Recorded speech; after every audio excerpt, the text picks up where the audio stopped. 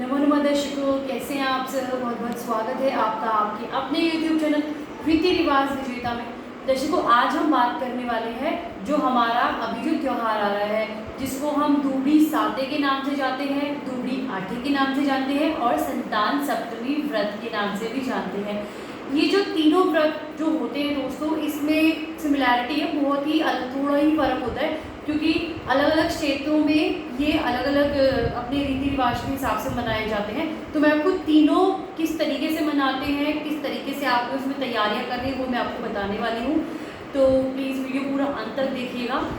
जो दूबड़ी साते है वो जो हमारे भाद्रपद के शुक्ल पक्ष की जो सप्तमी होती है, उसी दिन हम दूबड़ी साते मनाते हैं। और जो हमारा संतान सप्तमी का व्रत है वो भी हम शुक्ल पक्ष की जो हमारे भाद्र की जो शुक्ल पक्ष की जो सप्तमी होती है उसी को मनाते हैं, जो कि अब की बार 25 अगस्त 2020 को पड़ रही है, मंगलवार का दिन है। तो उसमें जो हम करते हैं, जो दूबड़ी जो साते का व्रत है, वो जो त्यौहार है, वो उसमें तीनों में कॉमन ये बात होती है, दूबड़ी साते दूबड़ी आठे। और इसकी हमें एक दिन पहले ही इसमें रात को हरे वाले मूंग और जो चने हैं वो भिगो करके रखते होते हैं, क्योंकि वो हमें पूजा के लिए चाहिए।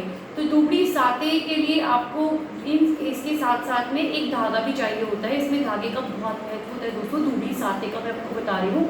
जो कच्चा सूत होता है वो आपको घर में मिल जाएगा। तो आप उसमें एक 16 तार का धागा बनाते हैं और एक 8 तार का।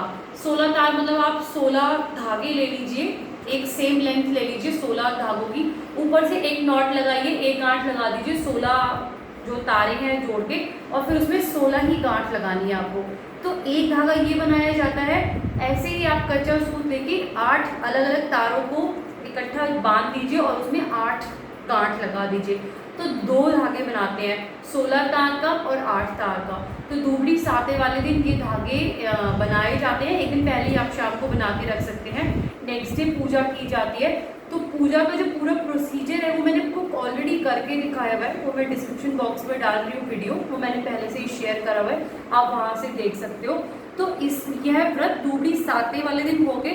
तो ये 16वें दिन ये धागा खोला जाता है, जो कि अष्टमी को पड़ता है। तो ये दूबड़ी साते में जो व्रत जो पूजा अर्चना है वो सारी इस तरीके से की जाती है। जो दूबड़ी आठे है वो अष्टमी को होता है नेक्स्ट डे, यानी कि जो भाद्रपद के शुक्ल पक्ष की जो अष्टमी होती है, जिसे राधा अष्टमी का त्यौहार भी मनाया जाता है, यह उस दिन मनाया जाता है दोस्तों, जो कि अब की बार पड़ रहा है 26 अगस्त 2020 को। तो आप अपने रीति रिवाज के अनुसार दूबड़ी साते या दूबड़ी आठे मना सकते हैं। तो दूबड़ी आठे में जो आप पूजा करते हैं उसमें वही आप एक दिन पहले रात को जो मूंग और चने भिगो देंगे और ठंडा खाना बना के रख देते हैं, मीठी नमकीन पूरियाँ, क्योंकि जो हम जो सुबह नाश्ता करते हैं वो उसी से करते हैं। इसमें कोई ऐसा व्रत नहीं किया जाता दूबड़ी वाले दिन, लेकिन जो एक समय ठंडा खाना खाया जाता है एक दिन पहले बना हुआ बासी वाला, तो वो होता है। लेकिन इसकी जो पूजा करनी है इसमें धागा नहीं बनाया जाता, जैसा कि दूबड़ी साते के व्रत में होता है। इसमें ना इस तरीके से मैंने आपके लिए चित्र बना दिया है। ये है, जैसे कोई भी आप एक पटरा ले लीजिए, वो जो भी आपके घर में अवेलेबल हो, उस पटरे के ऊपर में आप पीली मिट्टी थोड़ी सी भिगो के रख लीजिए। जो ये मैंने बाउंड्री बनाई है, ये ऐसे एक आपको उस पर थोड़ी दीवार टाइप बना लेंगे आप, और ऐसे एक दरवाज़ा बना देंगे उसके अंदर में। फिर उसमें ये दीवार बनाने के बाद में फिर आप यहाँ पे ये उसमें मिट्टी से ही 7 बेटे बना देंगे ऊपर में, और नीचे 7 बहुएं बना देंगे, और नीचे ये 5 कुल्लियाँ। तो ये आपने इस तरीके से पूरा चित्र बनाना है। तो ये पटरे पे भी बनाया जाता है दोस्तों, जो ये वाला चित्र है मिट्टी के साथ में, या फिर आप सफ़ेद पेपर पे सिंदूर से बना के उसको दीवार पे चिपका सकते हैं जब पूजा कर रहे हैं। या फिर अगर आपके यहाँ पे गेरू चढ़ता है, जैसे मेरे यहाँ पे गेरू इस्तेमाल नहीं किया जाता, अगर आपके यहाँ पे गेरू इस्तेमाल किया जाता है तो आप ये जो दूबड़ी माता का जो चित्र है वो आप दीवार पे बना सकते हैं, जहाँ पे भी आप पूजा करने वाले हैं। अधिकतर जो ये पूजा है, हम मोस्ट प्रोबेबली जितनी भी पूजा है हमारी, चाहे वो दूबड़ी की है, गुगा नवमी की है, दिवाली की, हम एक जगह ही करते हैं। तो वहीं पे आप उसी दीवार पे वहाँ पे इसको चीत के और वहाँ पे फिर पूजा कर सकते हैं। चीतने के बाद में फिर आपको पता ही है कि जो आपने चने भिगोए हैं, मूंग लिए हैं, तो वो आप अपने थोड़े से हाथ में ले लीजिए और उनको छीलते हुए आपने कहानी सुननी है। और फिर जो आप वहाँ पे जल का जो लोटा लेके बैठेंगे अपने साथ में थोड़ा कच्चा दूध मिला करके, वो फिर आप उसके बाद में वो आप सूरज को दे दीजिए। और उसके बाद में फिर एक अलग से पानी लेकर के बायना निकाल दीजिए।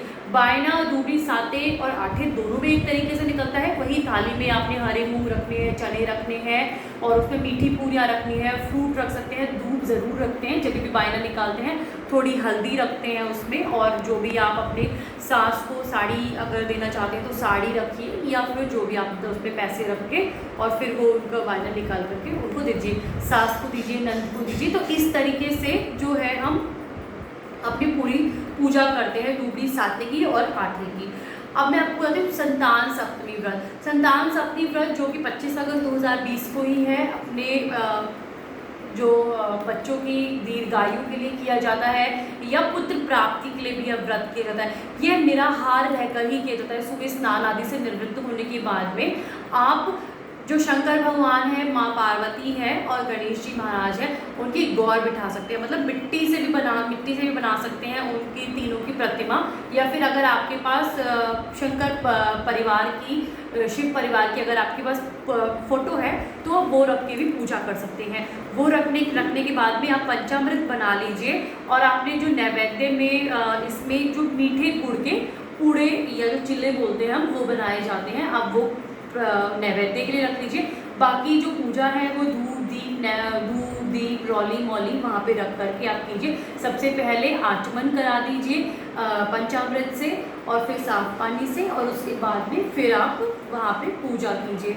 वही जब वहाँ पे तिलक वगैरह लगा लेंगे, शंकर भगवान को मौली का धागा अर्पित कर लेंगे, और जो माँ पार्वती है उन्हें श्रृंगार का सामान हमेशा जब भी पूजा करें ज़रूर वहाँ पे चढ़ाना चाहिए, वो चढ़ाइए। और उसके बाद में खुद भी कलावा धारण करके वहाँ पे कथा सुनिए। कथा तीनों की बिल्कुल सेम ही है दोस्तों, जो मैंने आपको ऑलरेडी शेयर की हुई है, डिस्क्रिप्शन बॉक्स में डाल रही हूँ, आप वहाँ से जाके चेक कर सकते हैं, वहाँ से आपको पूरा वीडियो मिल जाएगा आपको।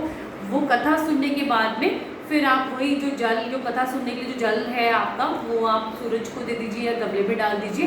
फिर जो शाम को प्रदोष काल में शाम को आप फिर भगवान शंकर की और माँ पार्वती की पूजा कीजिए, उनकी आरती कीजिए। आरती दोपहर में भी करनी है, जब आप पूजा करेंगे 11-12 बजे के करीब में पूजा की जाती है, तभी भी आप करेंगे, शाम को भी करेंगे।